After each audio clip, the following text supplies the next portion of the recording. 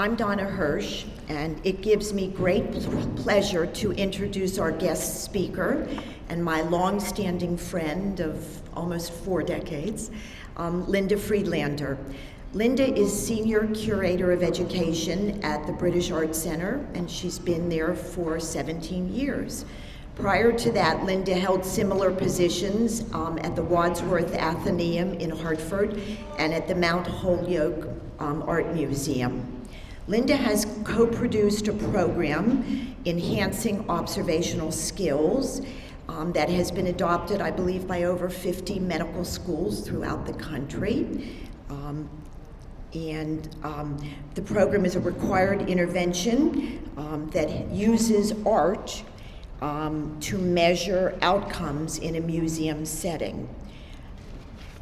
Our volunteers are eager to hear what Linda has to share with us about the art world and about her experiences and how we apply using observational skills in what we do on a weekly basis.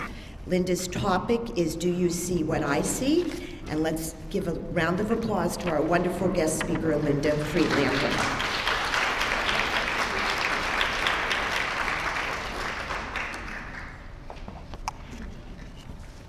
Hi, everybody. Nice to be here. Thank you for inviting me. I've been a big fan of your literacy program for a very long time. We've enjoyed having some of you come to the British Art Center for practicing skills, for perhaps learning new ways about how to talk about objects and books and things like that with young people. The audiences, at least that I've had, have always been quite engaging, very enthusiastic, and it's great to see what you're doing for New Haven. As a member, the Yale Center for British Art is a member of both the Yale community and obviously the New Haven community, as we're right in the center of New Haven. We feel, and I feel particularly taking responsibility for helping to engage our New Haven audiences, both young people, high schoolers, and even the local community colleges and other colleges and universities that are in the area. So we reach out to everybody. We can't do it just by ourselves, and having an organization like this that is really a quality organization that cares about the job that you do is fantastic. And Krista, I would love to have a conversation with you before you leave, okay? Just to introduce myself. So what I'm going to do today is hopefully will be somewhat entertaining. It's going to call upon your visual skills. It won't be terribly didactic or anything like that. It will be as successful as your participation is in it, okay? So this is going to call on you to be able to say things, okay? You don't have to announce who you are, you can just spit them right out. And what I'm going to do is introduce a method of working with young people with a story, with a book that actually has no words. And of course, this comes based on the work that I do, working with visual objects. And when people come into the building, no matter what the age, the idea is to help develop a vocabulary that makes you begin to be comfortable with learning how to gain insights about works of art, the ideas that they represent, and just make it a more enriching kind of experience. We all know, I think, that the early interventions in anybody's life are the most successful ones. Programs like Head Start, which has been around since the 1960s and was started by somebody from Yale back then, has been one proven intervention program that has shown to make a remarkable difference on the development and cognitive growth of young people. So the earlier we can work with them, the better it is. That's where sometimes the schools come in that, like any skill, you can learn it, but the more chance you have to practice it, the better you get at it, right? You learn to read, the more you read, the better you get at it. But working with books that have no words is actually a really interesting opportunity to interact with your students as well. And that's what we're going to do today. And this is based on a book called Picture This by Molly Bang. It's been out for quite a while, but I think it's a very effective kind of approach. So let's start.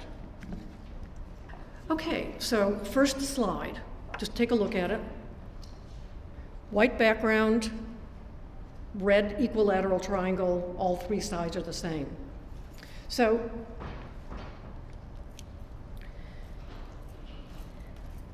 we tend to see shapes in a context, and our reaction to them is going to, in large part, depend upon what the context is for that red triangle. Now, you're not provided with any kind of a context, so use your imagination, come up with something that you think is the context for where that red triangle is.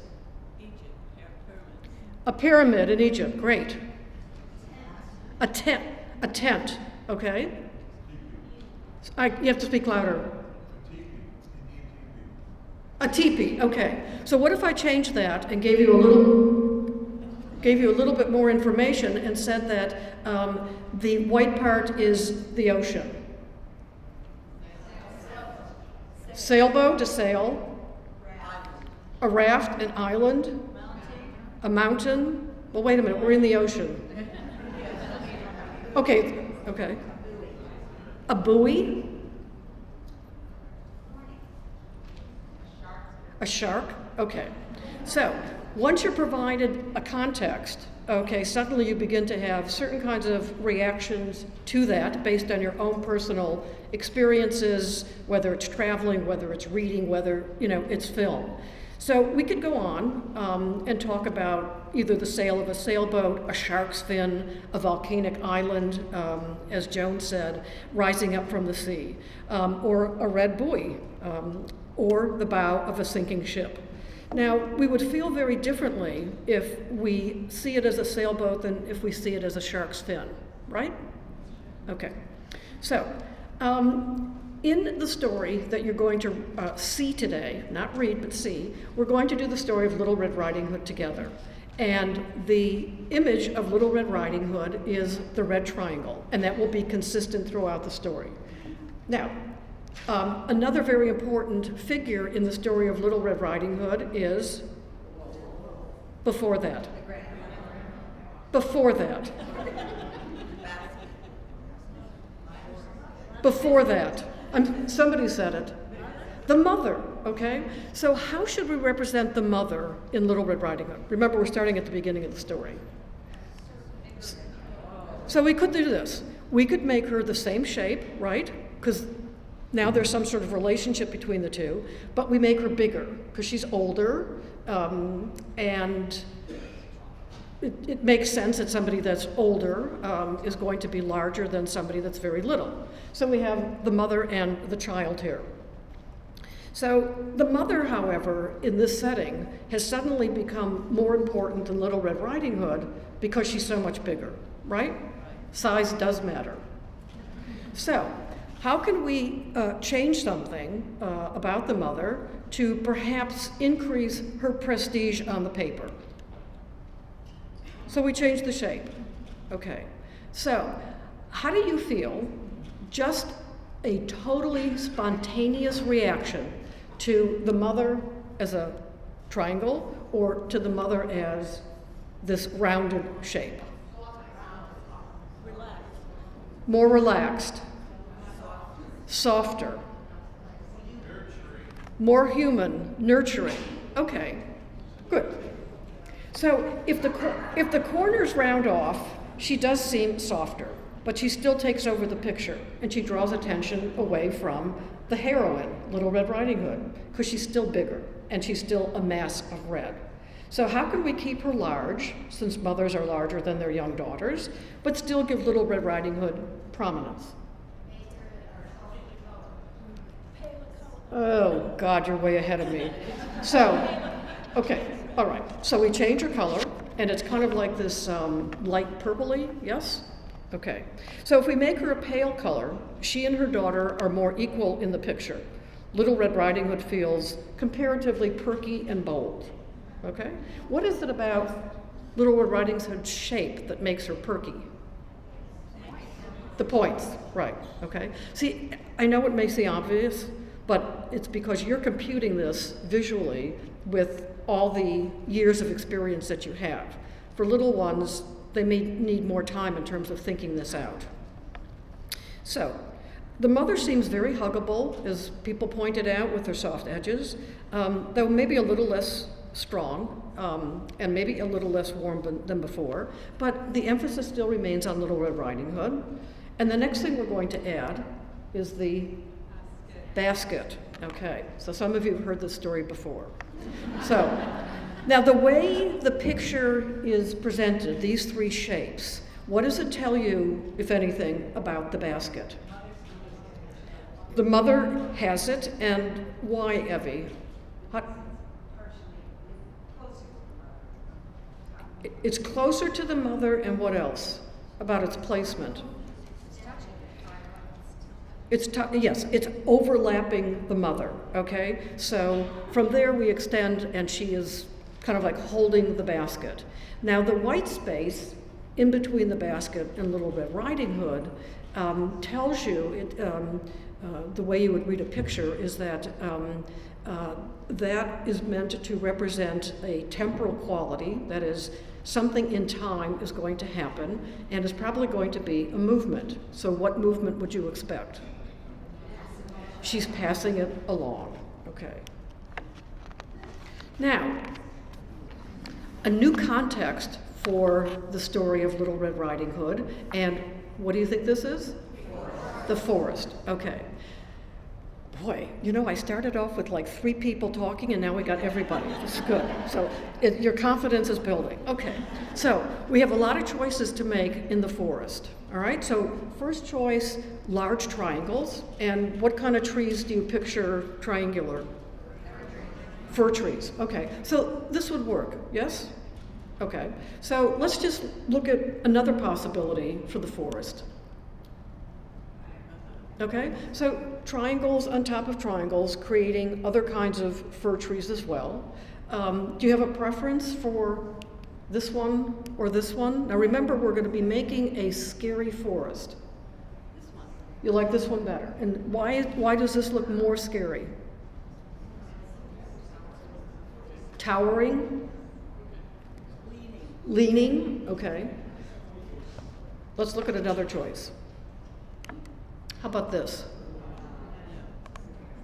Well, I'm really sorry, because this is the one it is. So,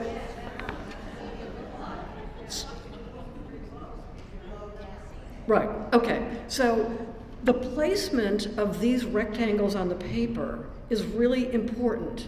And with a very slight change, by manipulating these shapes, let's say you had them cut out, okay, and you were asking a child to place them on a piece of paper, and how do you make them look more overbearing, how do you make them look more friendly? What's happened here is that they are placed differently on the page. Now, your eye knows how to read this. So which tree, which shape is closest to us? Right, the one on the right, but can you tell me why?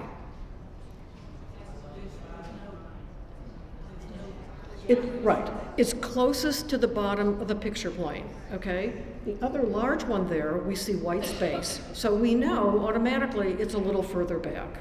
Now, the thinnest tree is in the back, and how does your eye read that? What is the placement done to make it look further back?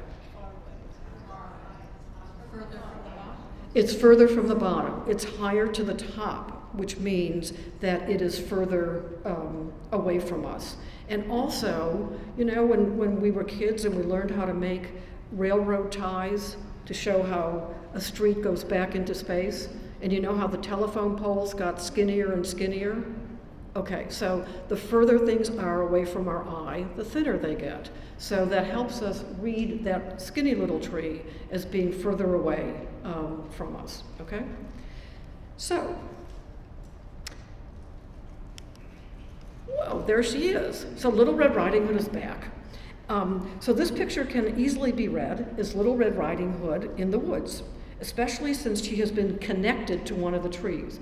Just like the basket was connected to the mother because it overlapped her shape, Little Red Riding Hood is behind that tree since it cuts off part of her shape. Now again, to us, that's very obvious. To some little kids, when we look at a painting like this in the museum and you're trying to talk about near and far and what's behind something, they don't quite always get the fact that you don't see the whole object because it's blocked by something in front of them.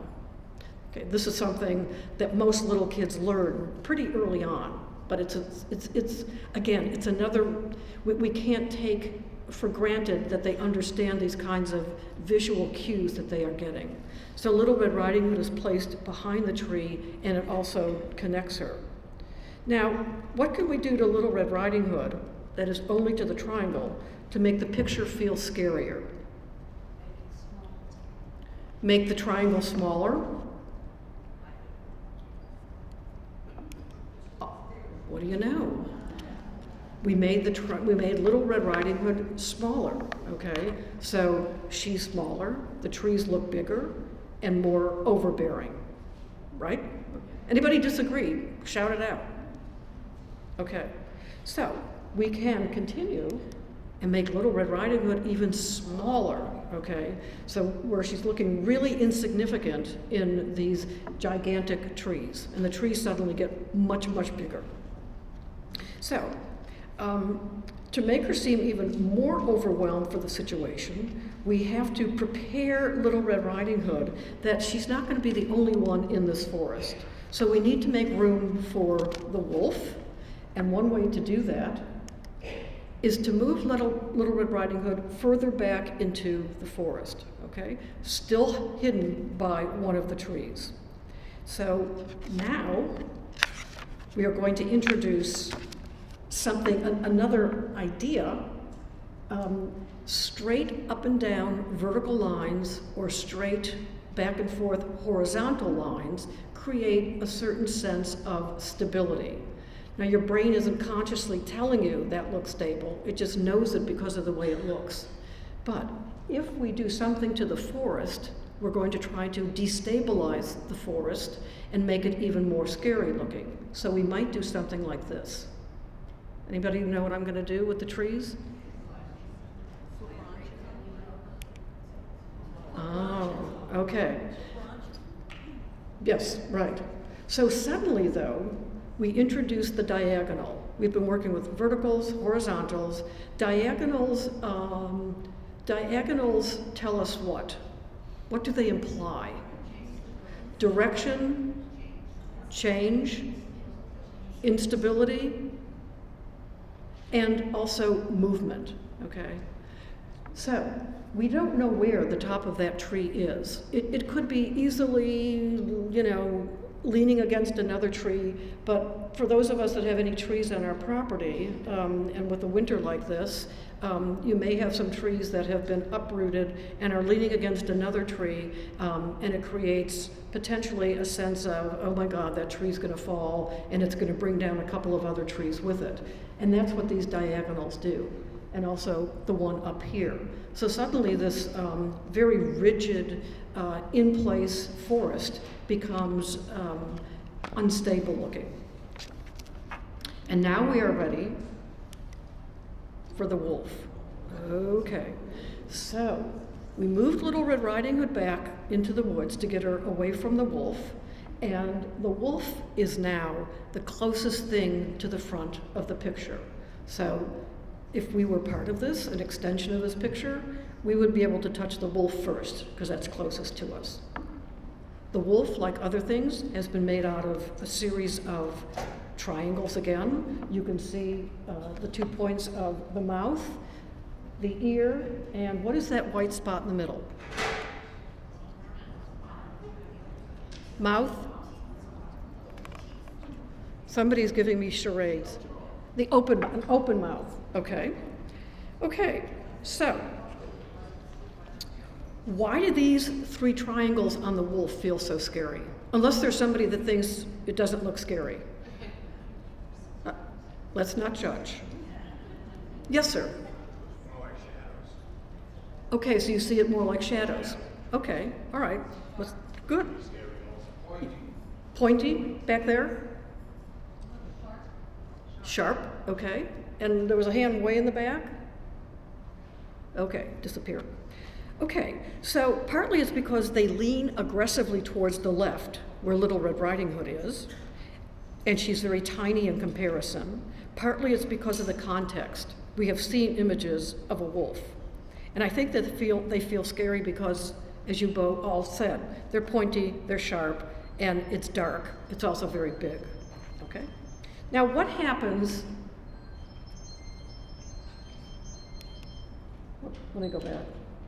So this was the first wolf we saw. What happens if we change the size of the wolf? Does that dramatically change the feeling, the tension in the picture? Not so much, less scary, okay? And if we do this, what have we done to the wolf? Let me just help you. We went from this to this. So we rounded out the snout, we rounded out the ear, and we didn't change much to the empty mouth. Okay. Less scary, same, more scary. Less, okay. What if we change the picture? Remember how we changed the mother from the red to this purple? So what if we change the wolf from the black to this soft purple? Less, okay, okay. So we're going to go back to this, because I think this is the one we're going to stick with. Now, what else can we add to the wolf to make it even more scary? Teeth. Okay, all right. And describe the teeth? Pointy, sharp, okay. Almost like the other parts of its body, good. So the teeth is a very scary feature. Now, we need to do something to make the wolf look more like a wolf. So let's try that. So we color in the eye, and how does that purplish color work for the eye? You don't like it? I'll let the author know. Okay. So, what would make the wolf look more scary? What should we do to the eye? Red. Yellow might work too. That would be interesting, but you'll see. Okay.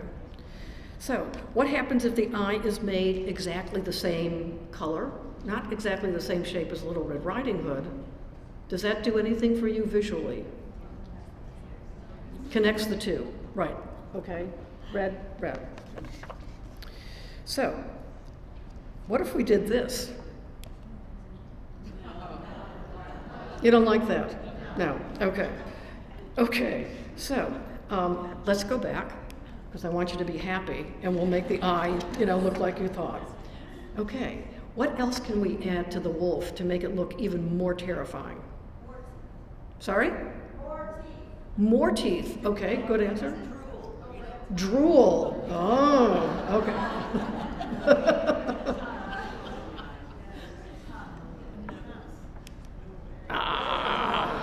So the drool would come with the tongue gel. Okay. Okay.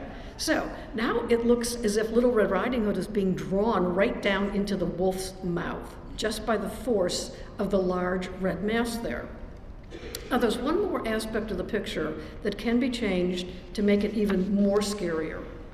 Anybody have an idea? Oh, eyeballs would be a good one. What could make the scene look more scary? Okay, and it doesn't have to just be about the wolf. Add black where? Well, if we added back to the background, it would be hard to distinguish the trees. Shadows, good answer. Oh, I'm sorry, I shouldn't use qualitative words like that. Thank you for that answer. Okay, so what just happened? It's nighttime, okay? So who would want to be in the woods in the middle of the night? I mean, I automatically have a visceral reaction to that, because I picture myself in the middle of the woods, bad enough because I'm probably lost, but then if it was nighttime, oh my God, that would really be horrifying, okay?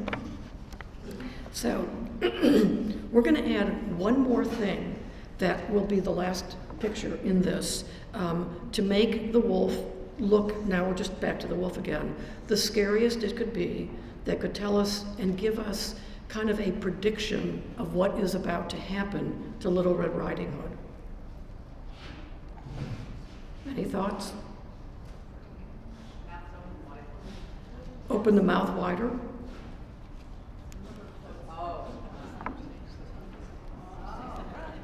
Okay, the teeth went from black to white.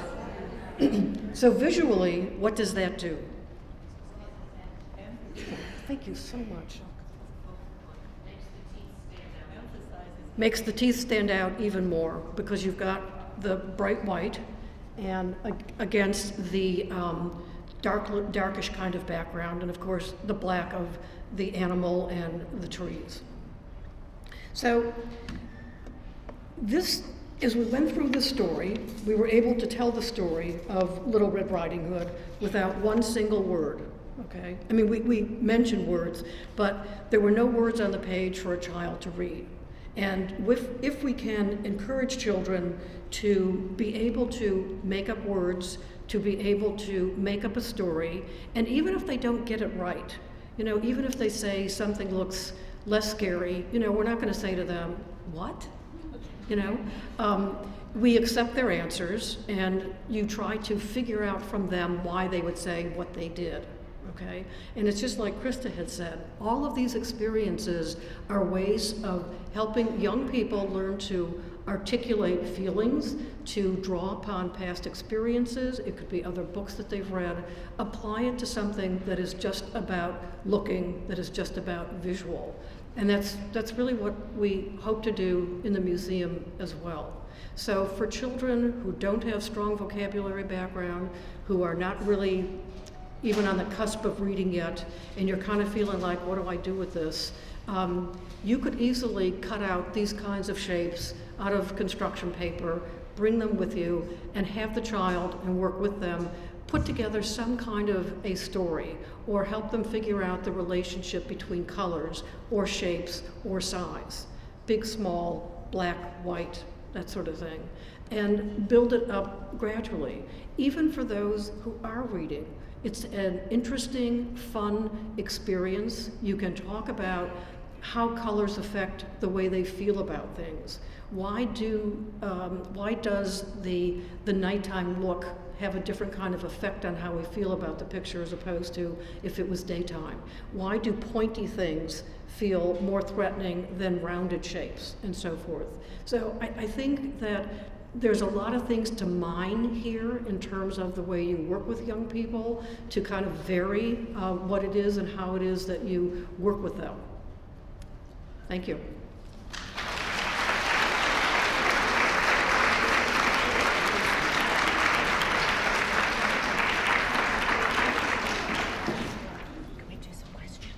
Oh yes, sure. Are there any questions anybody would like to, so we get this working, ask Linda to elaborate? Or comments?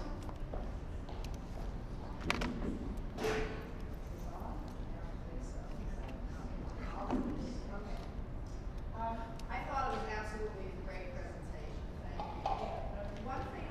One thing I was wondering, not being real creative, if you take this book into a classroom and the child doesn't know the story, let's say that the child doesn't know the story of the book. Yeah, that's even better.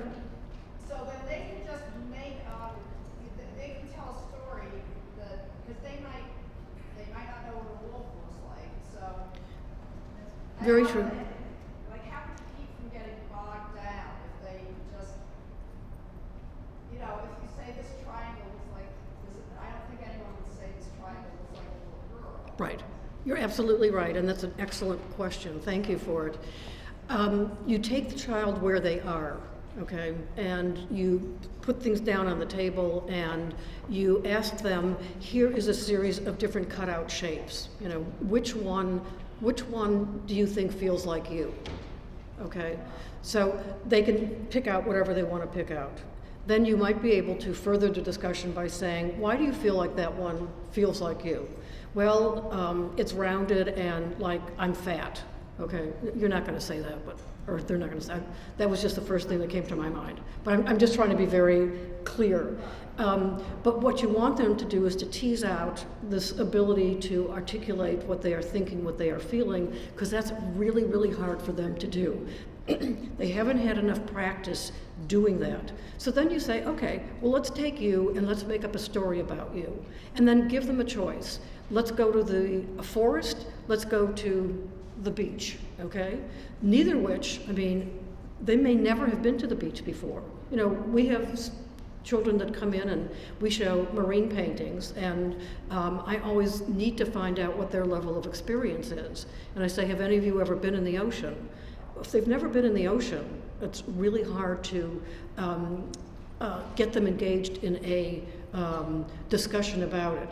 We have prompts now that we use in the museum. So for example, if we're looking at a marine painting of the ocean, we will use iPads in the gallery. We will download the sound of the ocean, okay? And we will play that, and we will say, this is how the ocean sounds when the waves are moving back and forth. Waves, you know, they will know. They've seen it in movies, on TV and books and things like that. So, and then the other way to do it is to help them create their own story. The only time I would try to steer them away is if they say something that's totally nonsensical, otherwise, if they can come up with a reason why they think that red triangle is the moon, you want to hear. And they may say, I think the red triangle is the moon because when I'm laying in bed at night and I look up at the sky, it seems like that's what I'm seeing. That the light, you know, the nimbus around the moon makes that shape. Well, that's perfectly acceptable. They're drawing upon something from their own background. You just want to make sure, do they know what the moon is? But if they're saying, I see the moon at night, and when I look up and you've got this light, this haze that's around it, then build upon that. Does that make sense? Ruth? I was wondering if you could recommend any wordless books that we could use. I can think of Eric Carle. Mm-hmm. Other Yes, absolutely. Yes, and I can't do it off the top of my head, but I'm happy to write it up and give it to you. I can recommend some authors of wordless books that are wonderful. Mercer Mayer Yep. has a whole series of image combined words in our book that have stories that are they're not abstract like that. They're very understandable, with lots of action, and it brings out a lot of good language. And if you go to, then there are other authors as well, just like Barnes and Noble, and they will, the person there, they will. Evie, maybe we can send that information to the team leaders to be disseminated if anybody wanted that. Would be great. The other thing that you might try is sequencing.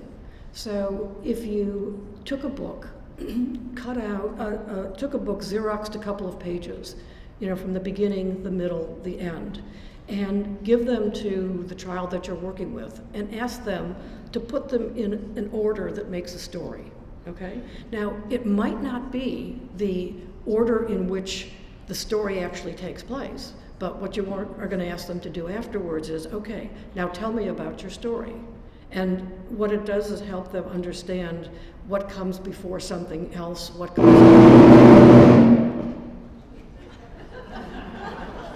I guess I'm done. A little subtle. But that also helps them put together what makes sense in a story. So if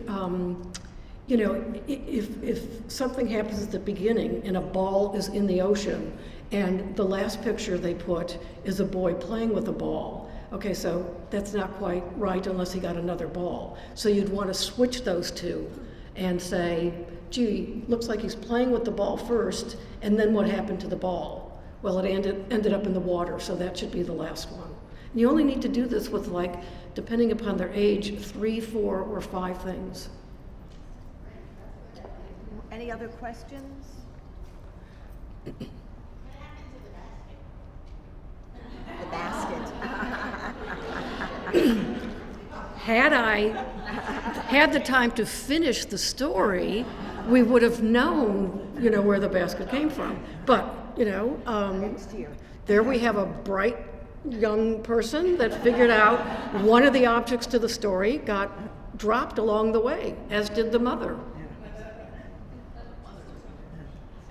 Yes. Was, oh. It's really just gesturing, excuse me, but I was thinking that this reminds me of the flail board my grandmother made me about 60 years ago that had shapes, it was blue, and it had different shapes, and you could put them all over. That's right. Yes. Yes. I'd like to just suggest that not only is this a great tool for self-awareness, but also I think it helps you develop a visual understanding of others as well, which can then lead to increased empathy and awareness of your surroundings, because lots of times kids and others are expressing feelings but without words. So I think this is a great tool for that as well. I think that is an excellent point. I don't know what your understanding of something called emotional intelligence is. Anybody heard of that before?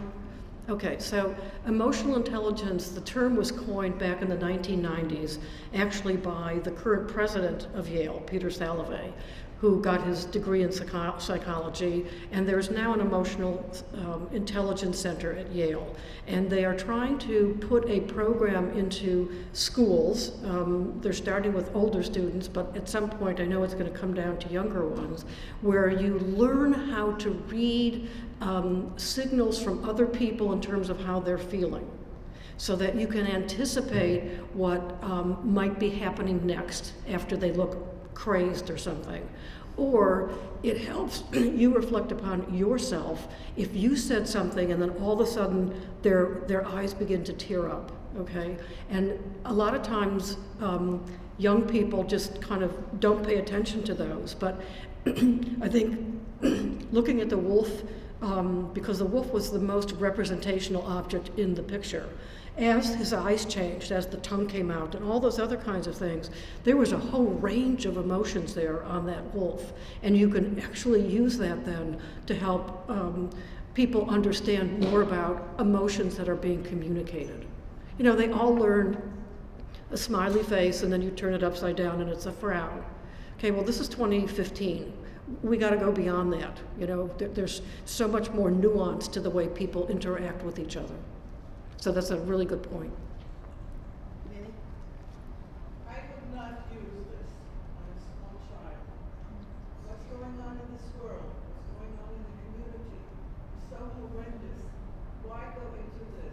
Why not go into something sweet, frogs, little animals, something happy, so when they come out with that story, they come out with a smile, not with a frown, or thinking, this might have happened in my family, or this is going on in my family. I'm not a psychiatrist nor a psychologist. I just want to make my child happy to read and leave that half an hour, 45 minutes happy. So, Not do this. okay, so if you wouldn't use Little Red Riding Hood, could you see yourself using a different kind of story on the same premise? Yes, You know, that shapes, color, size. but happy. Right. Can we keep Any going? other? Is there somebody Yeah, in the back? please. Well, I would just like to recommend a book that I had so much fun with it with my daughter. It's called Where's the Thing? And I have no idea what the author is.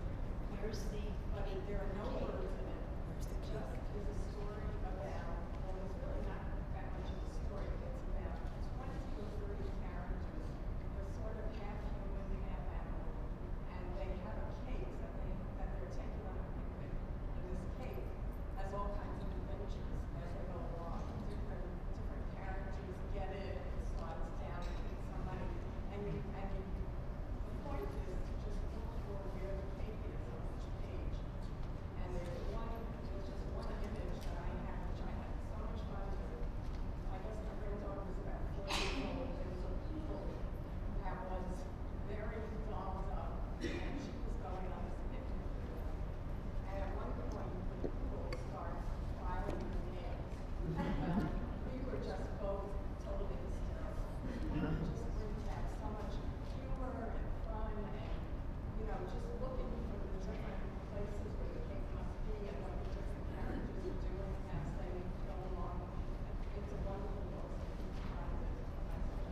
Can I just make one more comment?